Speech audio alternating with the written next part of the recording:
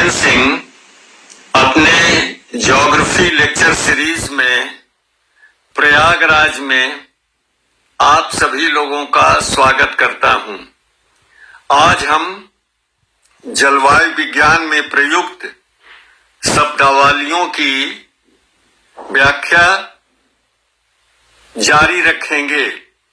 Today I'll explain certain terms used in climatology which are very often asked in different competitive examinations in the form of objective type of questions. ये terms विभिन्न प्रतियोगी परीक्षाओं में objective type of प्रश्न के रूप में अक्सर पूछे जाते हैं, अतः आपको इन्हें भली भांति समझना चाहिए ताकि आपको इसका फायदा मिल सके। तो सर्वप्रथम हम बात करते हैं ध्रुवीय प्रकाश की, ऑरोरल लाइट्स की। तो सूर्य के फोटोस्फीयर से उत्पन्न सौर्य ज्वाला और सौर्य पवन के द्वारा अवमुक्त असंख्य आणविक पार्टिकल्स के मिश्रण और उनके पृथ्वी के चुंबकीय ध्रुवीय क्षेत्रों में पहुंचकर प्रकाश उत्पन्न करने को हम ध्रुवीय प्रकाश कहते हैं। यानी फिर से बताते हैं कि ध्रुवीय क्षेत्रों पर सौरिक ज्वाला और सौर्य पवन द्वारा मुक्त असंख्य आणविक कणों के आपस में मिश्रण के कारण उत्पन्न प्रकाश को हम अरोरा प्रकाश कहते हैं। Auroral lights are polar lights which are caused by the mixing of enormous amount of atomic particles released through solar flares and solar winds and reaching the magnetic zone of the earth. Basically, the literal meaning of aurora is dawn. Arora का शाब्दिक अर्थ होता है उषा, उषा काल, और ये दो तरह का होता है, उत्तरी ध्रुवीय प्रकाश, दक्षिणी ध्रुवीय प्रकाश। So literally aurora means dawn, and the auroral lights are of two types, aurora borealis and aurora australis. Borealis means northern, uttari, and australis means southern, दक्षिणी। अगला टर्म है effective radiation. The outgoing long wave terrestrial radiation is called effective radiation. पृथ्वी से बहिर्गामी दीर्घ तरंग विकिरण को प्रभावी विकिरण कहते हैं। नेक्स्ट, द रेडिएशन विंडो, विकिरण खिड़की क्या है? So mountains are called radiation windows because both incoming solar radiation and outgoing terrestrial radiation increase with the height. पर्वतों को विकिरण खिड़की इसलिए कहा जाता है कि सूर्य से के प्रवेशी विकिरण और पृथ्वी के बहिर्गामी विकिरण में दोनों में ऊंचाई के साथ वृद्धि होती जाती है। नेक्स्ट इज नेट रेडिएशन, शुद्ध विकिरण। शुद्ध विकिरण क्या होता है? सूर्य से प्राप्त ऊष्मा ऊर्जा और पृथ्वी विनष्ट ऊष्मा ऊर्जा का जो अंतर होता है उसको हम कहते हैं शुद्ध विकिरण। Net radiation refers to the difference between the heat energy received from the sun and heat energy lost from the earth. अक्सर कुछ लोगों ने हमसे पूछा कि तापमान और सूर्यातप में क्या अंतर होता है। तो बंधुवर, insolation is the heat energy received on the earth surface from the सन।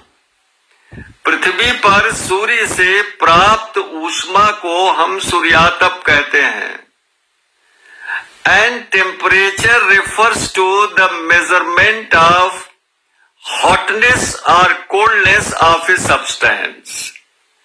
और किसी भी वस्तु के गर्म होने या शीतल होने के मापन को हम तापमान कहते हैं, जिसे हम थर्मामीटर से नापते हैं। तो ये दोनों में अंतर होता है।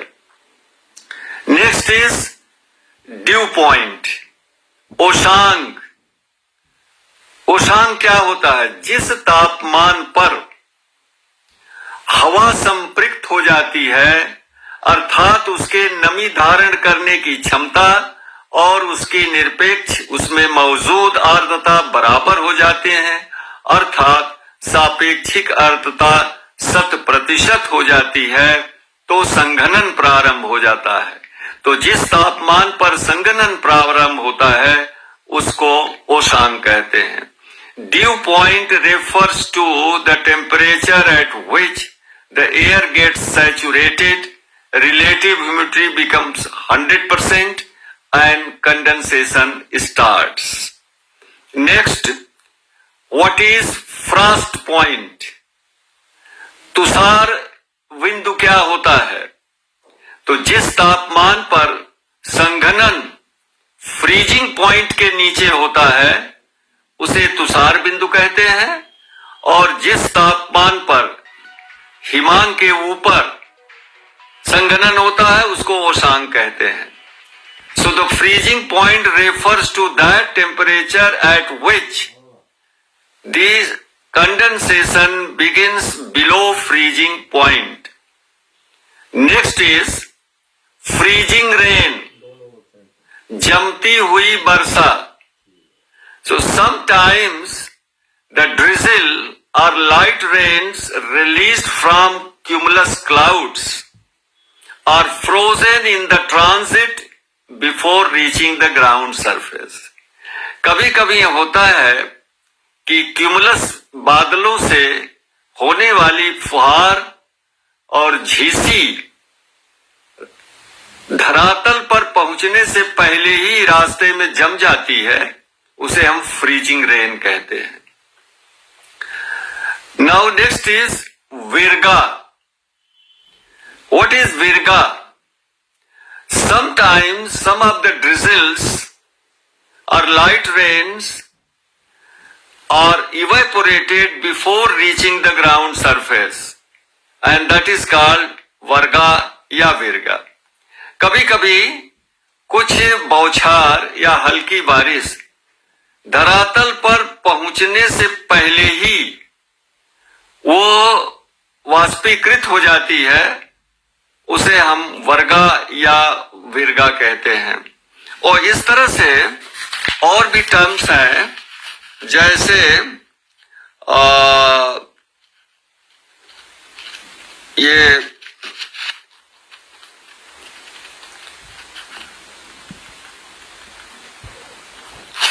डॉक्टर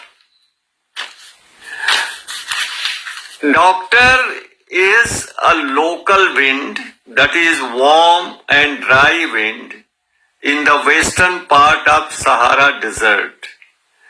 डॉक्टर एक स्थानीय पवन होती है जो कि गर्म और शुष्क होती है और सहारा रेगिस्तान के पश्चिमी भाग में प्रवाहित होती है। इसे डॉक्टर इसलिए कहते हैं कि जब ये गर्म और शुष्क वायु उत्तरी पश्चिमी अफ्रीका के पश्चिमी तटीय भाग में पहुंचती है, खास करके गिनी तट पे, जहां का मौसम उमस भरा हुआ होता है, बहुत आर्द्रता होती है, तापमान बहुत अधिक होता है और वह स्वास्थ्य के लिए अहितकर होता, असह्य हो जाता है। जब यह हवा वहां पहुंचती है तो वहां की नमी को सोख लेती है, क्योंकि ये शुष्क है, इसलिए इसे डॉक्टर कहते हैं। वैसे इसका ज्योग्राफिकल नाम है harmattan. So the doctor is a local wind and the other name of warm and dry wind called harmattan in the western part of Sahara region. It blows from east to west. Why it is called doctor? When this wind reaches the western coast of Africa, mainly Guinea coast, there the weather is very much humid and sultry and it becomes uncomfortable. But the moment this harmattan dry and warm wind reaches there, it absorbs the moisture and the weather becomes pleasant, very good weather for good health. That's why it is called doctor. बस आज इतना ही प्रयागराज से पहला lecture है। अब धीरे धीरे मैं एक आध दो लेक्चर और बचे हुए हैं, उनको करने के बाद हम जियोमॉर्फोलॉजी शुरू करेंगे।